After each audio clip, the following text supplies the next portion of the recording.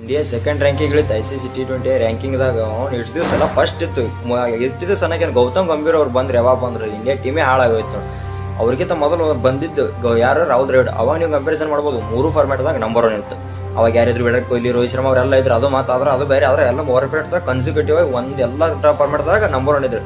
ಈಗ ಗೌತಮ್ ಗಂಭೀರ್ ಬರೋಣ, ಟೆಸ್ಟ್ದಾಗ 4ನೇ ರ್ಯಾಂಕ್, ಒಡಿಯಾದಾಗ 1 ಉಳ್ದೈತಿ. ಯಾಕೆ ವಿರಾಟ್ ಕೊಹ್ಲಿ ರೋಹಿತ್ ಶರ್ಮಾ ಅದಾರ, ಅವರು ಮುಂದುವರ್ಸ್ಕೊಂಡು ಹೊಂಟಾರ ಟೀಮ್. ಇಂಥವ್ರ ಕೈ ಕೊಟ್ಟರೆ ಟೀಮ್ ಮುಗಿದೈತಿ ಎಲ್ಲರ ಕೈ. ಇನ್ನು T20 ಬಂದ್ರೆ ಮತ್ತೆ ಸೆಕೆಂಡ್ ರ್ಯಾಂಕ್ ಬಂತೀವಿ.